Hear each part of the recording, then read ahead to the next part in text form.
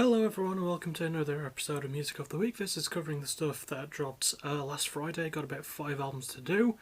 And yeah, but before I start I want to say thank you to those who tuned into the random gaming stream last night. I came pretty far in Super Hot.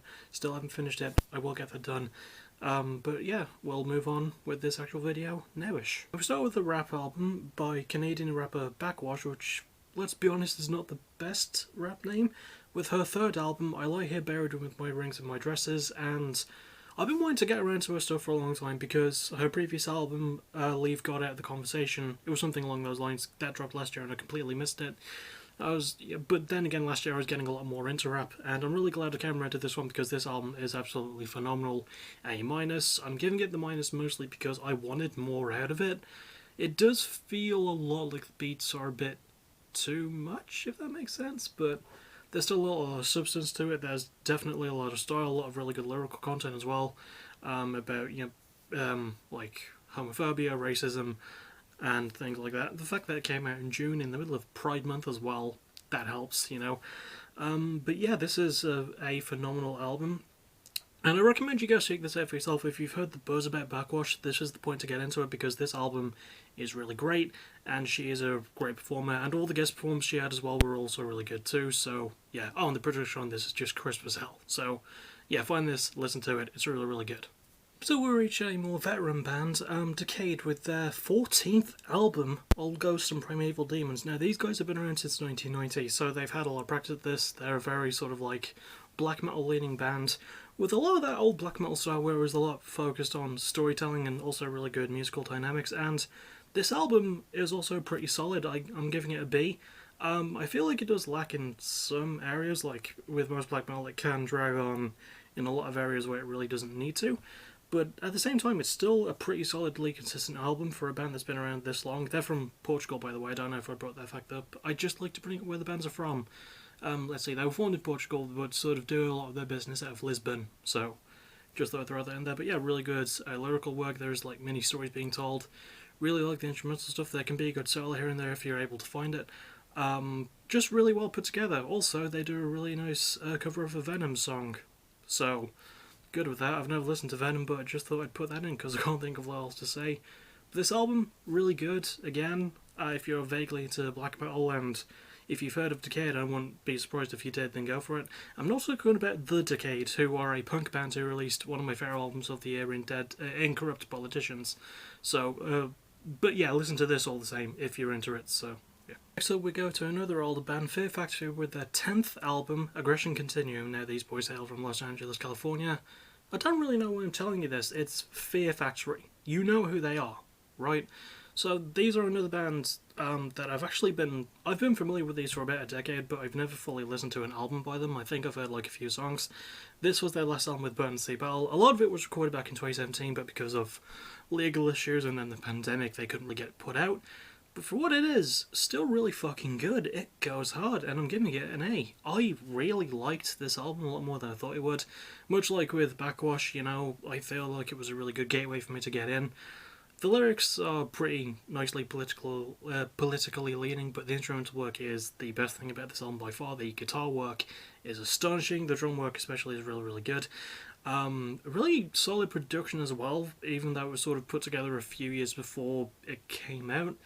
It is a bit wonky in that way, but if you can get over it, which should be easy to do because the album is good enough itself, then yeah, it's definitely worth a listen. So, like, put a spin on it. I mean, Fear Factory, they're an American metal institution, and this album goes hard, so you won't regret seeking out for yourself. Next up, we have an album by a band who hasn't been around as long, Hacktivist, with their second album, Hyperdialect. This is their first album in about 5 years since their debut, the name of which I forget.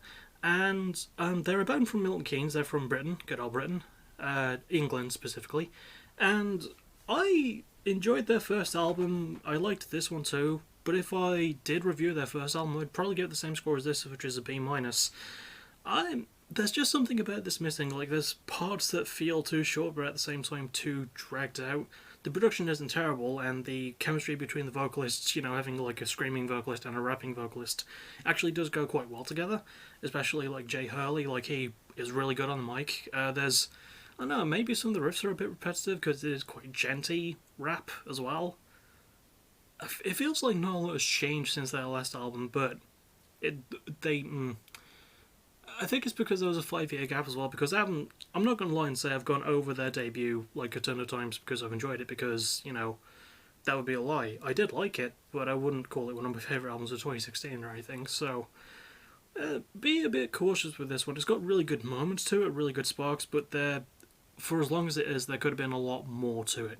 So bear that in mind. And for our last one of the day, we go from a sort of decent sequel to a damn good one. Just a Mess with their second album, All Things Beautiful Now. Their debut, Reservations, came out near the end of 2019. These are a bunch of lads, emo lads from Chicago, sort of emo post-hardcore pop-punk vibes-ish, and I really liked Reservations.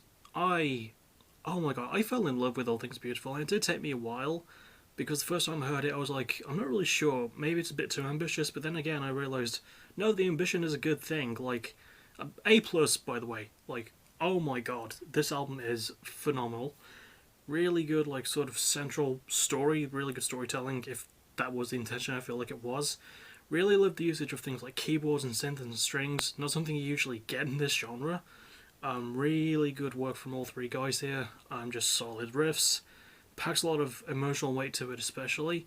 I can understand why some people think it would be a bit of a slow one, but actually, even the long tracks still, like, they have so much, and it makes them feel really filled out, as opposed to a lot of the stuff that happens on Hacktivist's second album. I'm just saying, but absolutely find this. It's my most recommended one of the episode, and I'll get to the other recommendations as I do the outro, but this one in particular, and for the last album of this video, it's a hell of a note to go out on. And that will about do it. My biggest recommendations, I don't know, there wasn't any overtly horrible albums. I mean, Hyperdialect got a B- because it was good enough, but I would absolutely recommend Backxwash, Fear Factory, and Just a Mess, but listen to any of these five. Maybe you might have a different experience than I did. I don't know, it's always interesting when we have that conversation, I think. So that'll about do it for this video. I will see you all presumably tomorrow for a Fight the Night review if there is one to do. Maybe Music of the Week at some point in the week. Hopefully the game review for the Saw video game, because I actually got that written last night, so that's going to be good. And what else? Oh, PBW versus AVW on Tuesday, and then next Friday, Over the Top 3. I'm looking forward to that. So yeah, a lot of stuff to come still. I'm going to be a bit more relaxed because the last 2 weeks have been a bit crazy for me making videos, but screw it. Yeah, that's how it goes. So yeah, most likely thing will probably be tomorrow. If there's a Fight the Night review. The next guarantee will probably be PBW versus AVW on Tuesday night. So that'll about do it. Can't really think of what else to add. As always, thank you for watching. You're awesome. Bye bye.